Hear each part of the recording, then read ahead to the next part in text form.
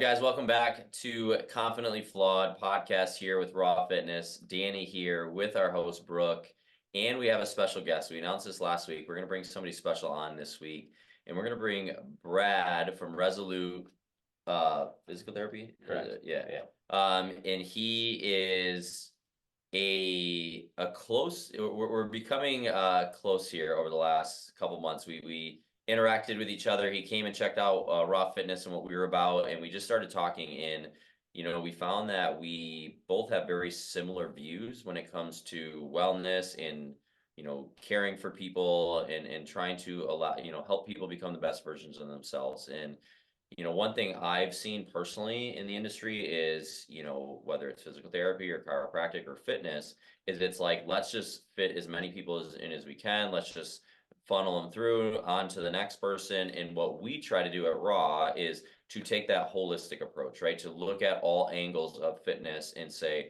what can we provide so people can actually get the results that they're looking for?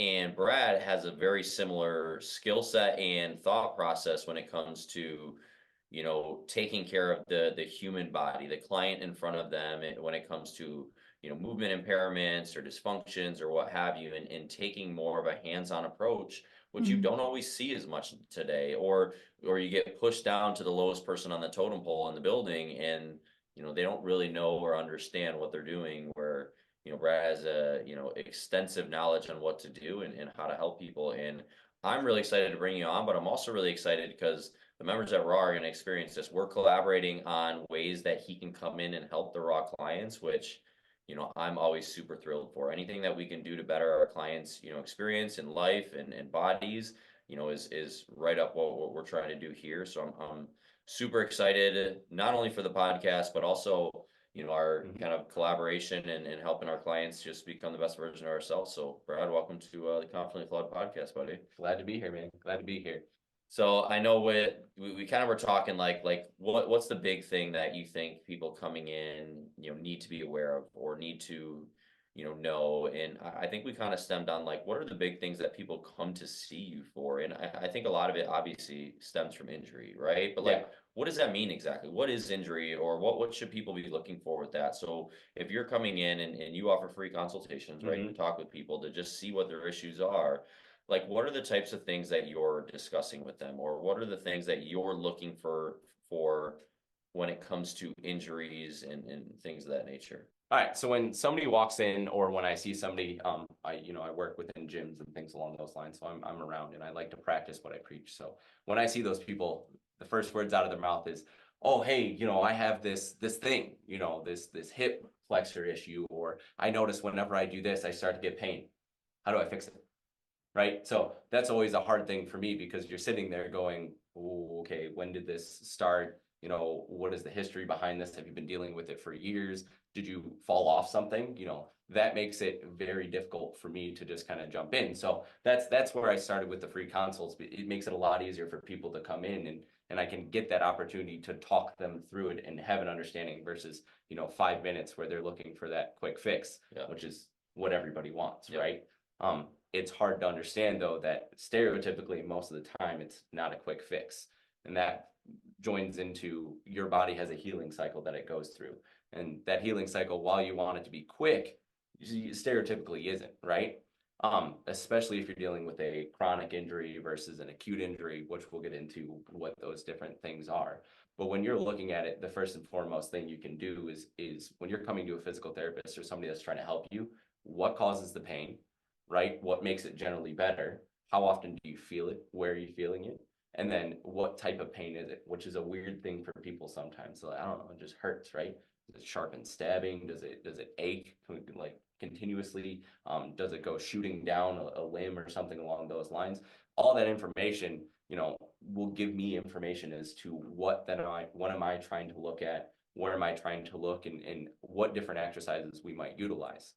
On top of that, we're going to look at my first big thing is, you hurt yourself day one. You're currently inflamed. You just bent over to pick something up and your back went just like that. And then you walk up to me and you're like, "Fix me now." And it's like, I mean, we could do some soft tissue work and things along those lines that'll probably make it feel better in the moment.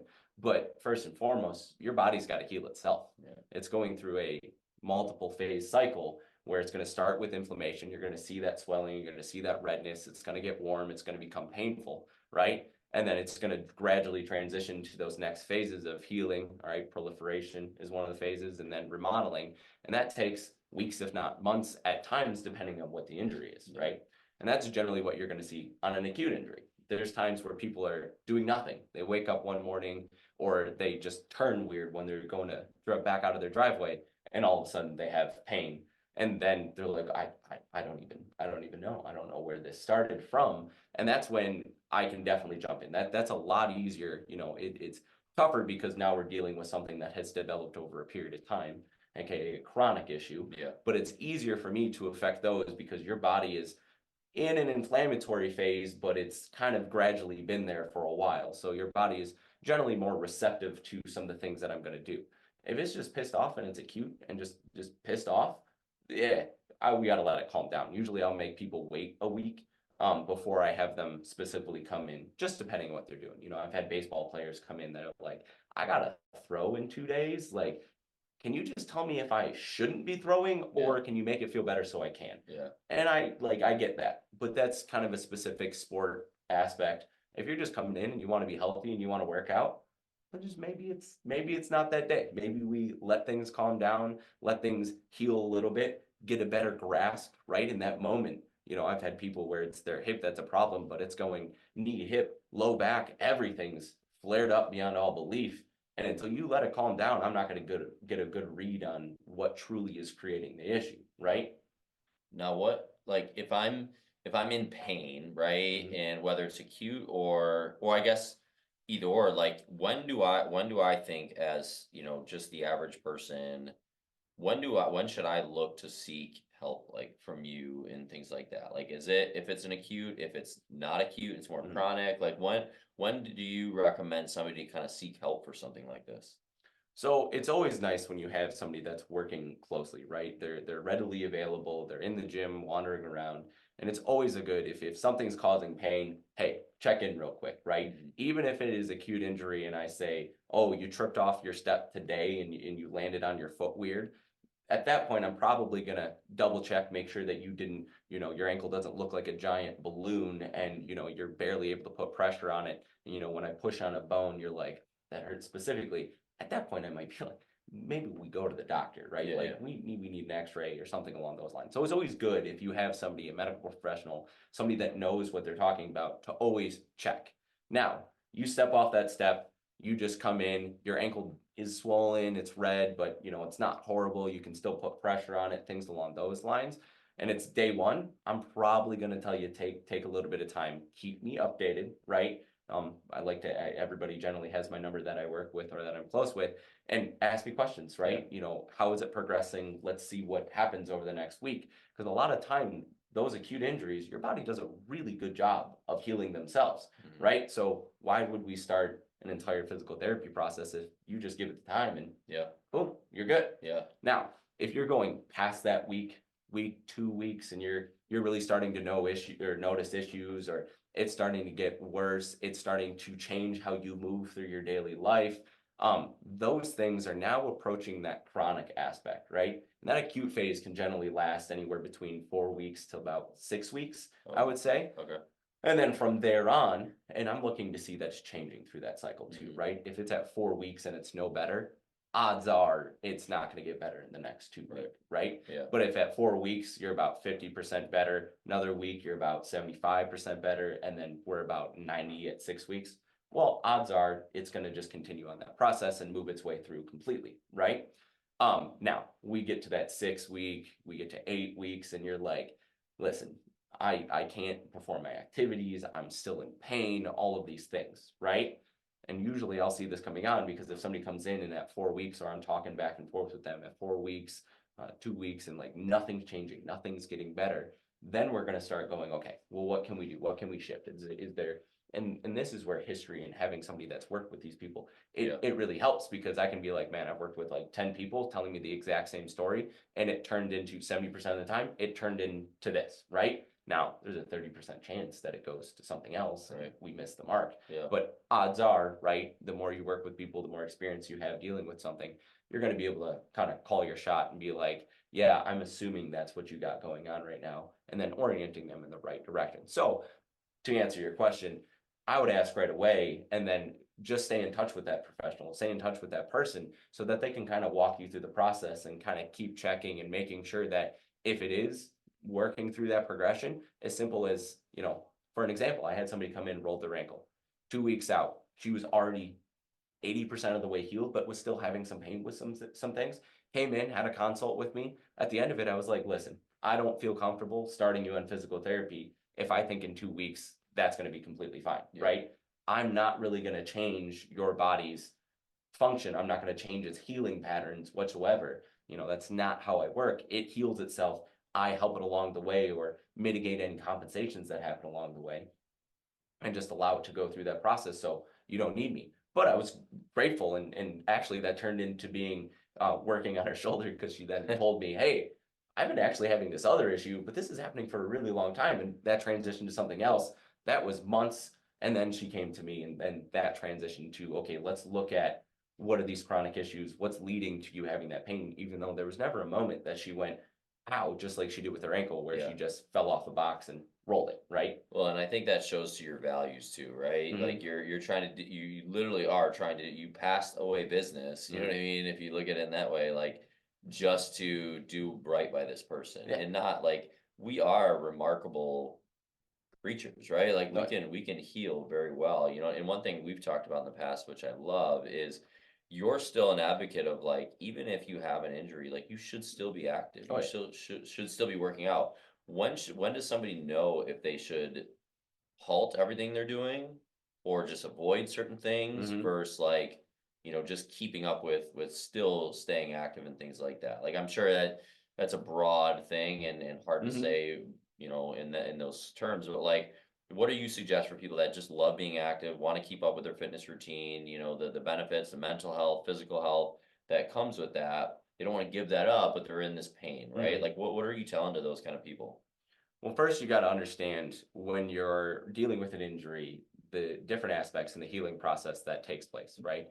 So if you're injured, right, you feel this pain, let's just call it a chronic injury. You've been dealing with this for months, if not years at times. Um, when I'm coming into this, I'm trying to figure out what level of tolerance does whatever tissue we're dealing with, whether or not it be a tendon, a muscle, a ligament, whatever it is. I'm trying to figure out that general tolerance, right? Once we figure out that tolerance, we're trying to stay below that tolerance level because anytime you go above it, odds of you hurting that tissue again goes way, way up, right? It makes it a lot harder to treat. And I always use the analogy is if you have a building that, something runs into, a car crashes into, right? You have to then put up scaffolding to rebuild and do all these things. Well, anytime you go over that tolerance level, your body has that scaffolding that is trying to repair the muscle, repair the tissue. Whenever you go above that tolerance level, you're really bordering on the edge or causing damage to that healing process, Mhm. which drives greater inflammation, drives greater pain response, everything along those lines. But if we stay below that tolerance level, we're able to kind of nudge it along, and your body actually prefers that. It wants to have that feedback so that it knows, hey, what am I dealing with? What do I need to grow towards? If you break your ankle, you put that thing in a cast and you leave it that way for months until it is completely healed without putting pressure on it or anything along those lines, your body has no idea what it's in for. It doesn't know the pressures that it's going to be under. It doesn't understand how much muscle it should be building to stabilize and create. So it's learning when you create damage, it has to relearn a lot of those processes. And if it doesn't feel the tensions, the pressures of what life is, of what you're asking it to do, it's just going to kind of revert back to original status, Right. and it's not going to be prepared. You're going to take your foot out of that boot, you're going to step on it one time, and your ankle's going to wobble or even collapse underneath you. Or, as soon as you try to do something that's of any athletic background, you're going to find like, holy crap, I am not able to do this. Yeah.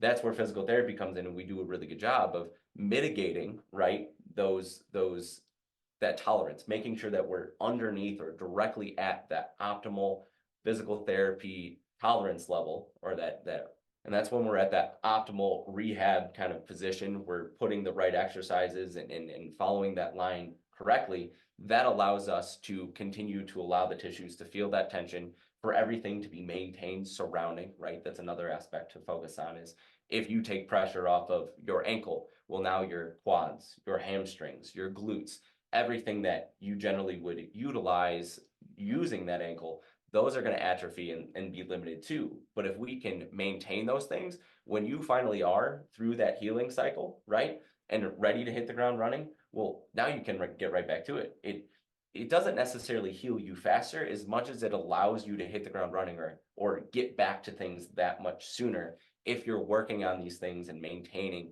and doing it in a very smart way. Because it's biggest thing I see, people try to handle these things on their own. They see exercises all over the place, but they're not putting the correct volume in place or the correct exercises or even the correct type of exercises, which could come to loading, concentric versus eccentric versus isometric. Your tissues like different things depending on what is injured.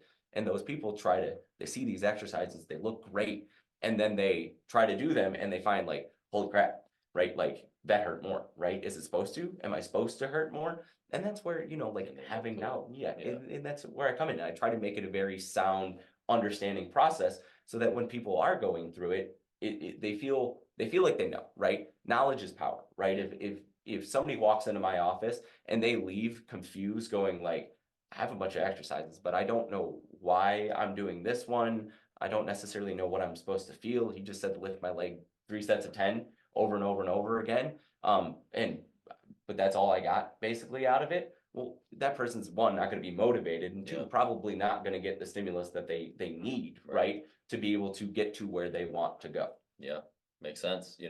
Now when you say like you want to get to that threshold, right, and not go over that, like, is that something that is just like something they feel, a tolerance level that they can physically feel, or is it, something that you have to really help guide them through of like, you're going to want to do this, don't do this. Like, how does that approach work, or how do you handle those situations? Some people who are pretty intuitive can feel that aspect of it, and it's graded upon pain. But as everybody knows, your pain tolerance is different from person to person. On top of pain tolerance, there's another aspect we never talk about. Your body responding to damage is a completely different thing too. I've had patients that have massive meniscus tears, right? Things that you would assume, like, man, how are you? A doctor would look at it. How are you walking right now, let alone still playing soccer, right? Like you should be, your knee should be swollen. You should be completely, unable to do that. And you're like, Psh, I got a high pain tolerance. Well, or your body's just not reacting to it heavy. I've had people that have little tiny tears, something where a doctor goes, I'm not doing surgery on that. There's no reason, and their knee blows up like a basketball anytime they stand on it for 5 minutes, right? And it's like, do they not have a high pain tolerance? No, they have a high pain tolerance. They're still living their life. It's just their body is reacting to it. So you got to kind of play that role, right? I've seen plenty of people where they come in, I know exactly what they're dealing with. I say, hey, here are the exercises we're going to start with. I run through them. They're doing pretty okay. And then they leave my office, and in 2 days, they're texting me going like, I don't know, I kind of have a little bit more pain. Like I'm having a hard time lifting my shoulder. Their body did not react very well to the exercise again. Well, okay, that's information for me. We're going to take that. We're now going to, it's always an assessment, right? We're going to bring that down. We're going to find that optimal tolerance level. And somebody else, I might give them the same exercises. They knock out 30 and they go, yeah, I felt nothing, right? And you're like, well, you guys are both dealing with the same injury, but obviously your tissue is a lot more tolerant. Let's go ahead and bump those up a little bit. So a lot of time it does help having that professional to sit there and kind of walk you through it. But in terms of a layman, what you would basically need to pay attention to is when you are done with it, are you in greater pain and is it limiting more activity, right? If you finish your activities and at the end of it, let's say, I can lift my shoulder to here and then I have you do exercises or you do exercises and you're like, right there, that hurts. Like I can't go any higher than that. Probably not the optimal amount of exercise that you should be doing at that point, right? And is that something they feel like instantly, or is it like, oh, I felt great during the workout, I actually felt even better, but the day after, I was in that position? Like, is it, or can it all depend? It can all depend, right? Like if you're dealing with the tendon, usually as that tendon gets warm, right, increase in blood flow to that area, people will go from ow, ow to like all right, right? Like it's loosening up. I hear that all the time, right? Like, oh, once I'm warm, once I'm into it, I have no pain whatsoever. But when I get home or the next morning, Yeah. right?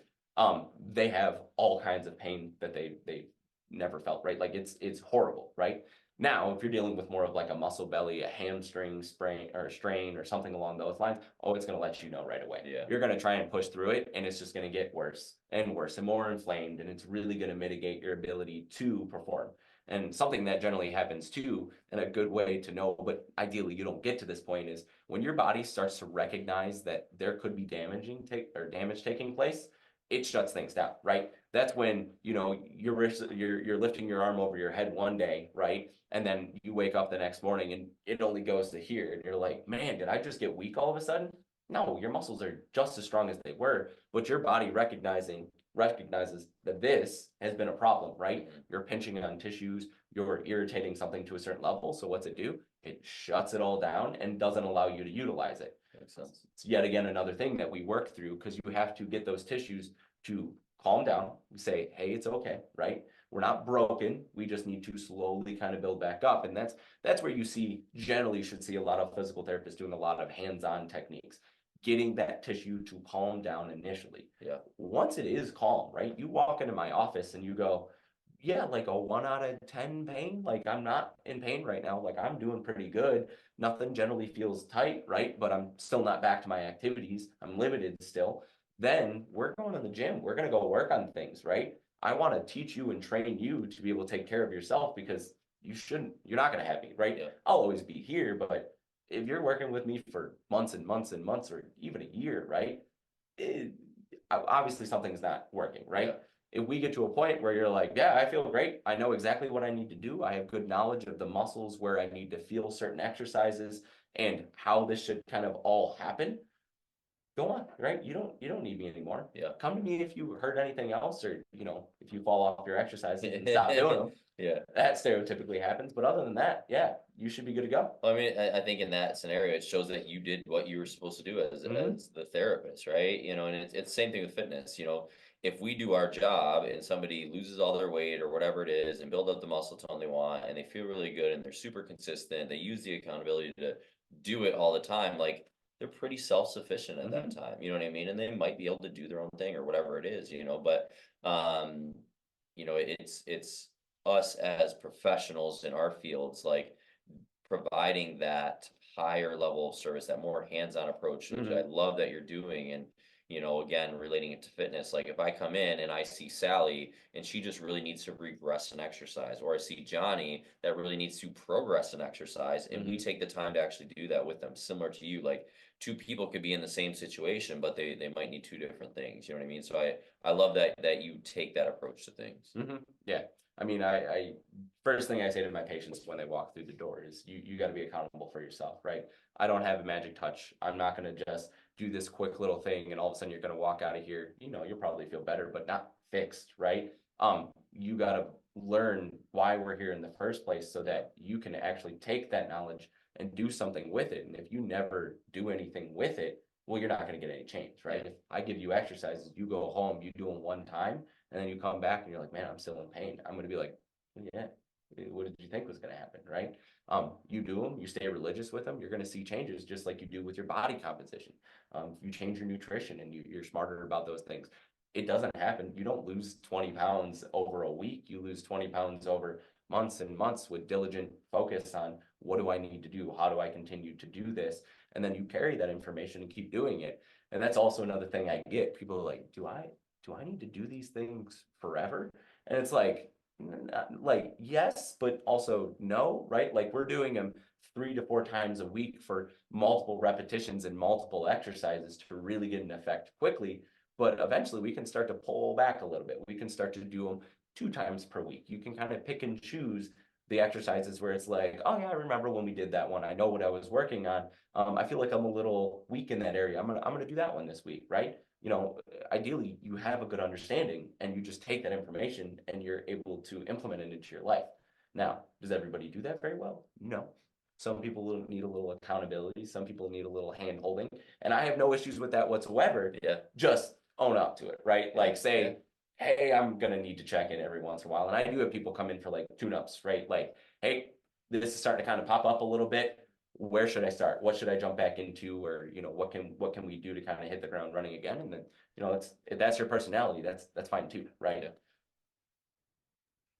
Yeah, I love all of this. I think what I'm hearing a lot that I feel like is so valuable is just like use like speaking up. And I heard it when you were talking about even the sense of like injury. I think I've been all too familiar with physical therapists with all of my injuries in my snowboard career. So, and I just even know when I was younger, there would be times where I'd come home from PT and be like, I just feel like I'm feeling worse and I'm hurting, and that's not, I don't know if this is actually working. And so what I'm hearing from this in so many ways is that like speaking up is important. Like if something is bothering you too much, like to talk to you about it, because we are not all a one size fits all method. And so I like that approach that you take, Brad, because I think it's important. If someone is feeling like they're not getting enough out of, what you're doing, or it's hurting them, it's possible that you need to just switch it up and do something different. And then on top of that, speaking up about your accountability, speaking up about, hey, I am going home and doing these exercises, or hey, listen, like I haven't been doing them. And I think in so many aspects, a lot of your guys' field, chiropractic, physical therapy, even fitness, I feel like a lot of you guys get a bad rap, right? Like because people go in and it's just the same, chiropractors, for example, it's just like you go in, crack, crack, see you later. And they don't treat the body as different patient to patient. And because of that, a lot of people get hurt or feel like they're, digressing, or they're not progressing the way they want to. And I feel like that's so similar in physical therapy and fitness too. You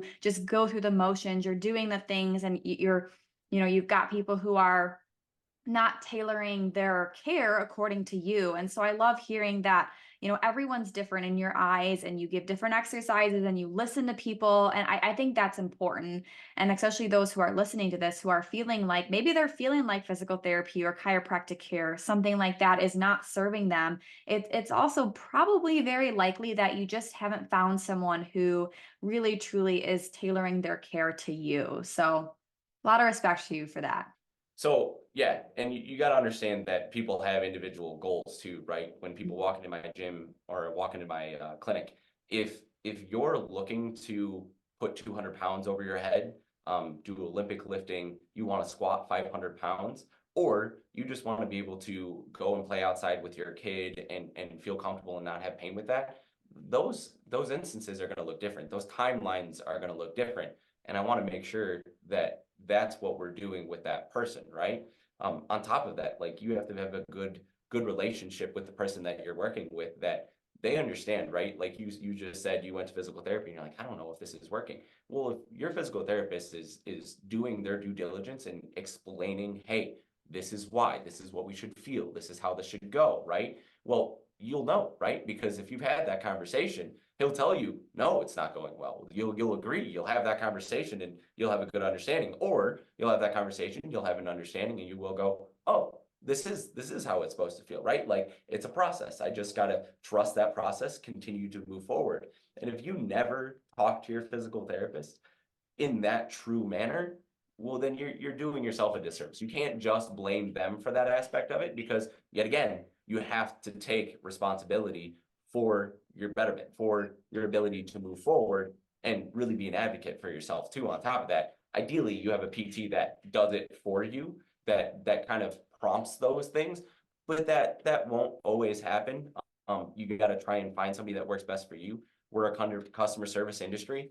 Same thing with doctors. If you don't like how they're treating you, if you think their bedside manner, or what they're saying to you is rude, crass, or just not what you're looking for, there's another one. Go work with them. Go try their aspect of how they do therapy and really find what works for you. That's going to get the best results. That's going to make you want to stay a part of it. And then you're both going to be much happier in the instance versus I'm dreading when you come in and you definitely don't want to be there. Well, that's not a good situation. But if you have good communication, just with like anything, you're going to have a much better response, much better instance with that. Yeah, I love that. I think that's all so important. And there's so many other conversations I feel like I would love to have. And my mind's kind of even going back to the conversation that you had a little bit earlier, in the sense of you really truly don't want someone to be working with you for a long period of time. You want to be able to work with them for a couple months and get them back on their way of life. And I would love to, I'm sitting here thinking maybe we split this into 2 episodes and we spend the whole next episode, if you're willing, Brad, to talk about what that transition looks like, what that transition looks like from physical therapy moving on to more fitness, and when to know you're ready, and kind of all of that. So would you be willing to join us next week for another episode? Of course. Yeah, I'd love to. Awesome. Well, let's wrap up. For those who are listening, thanks so much for tuning in. Brad, thank you so much for joining us. And we'll be back next week with another episode with Brad on Confidently Flawed.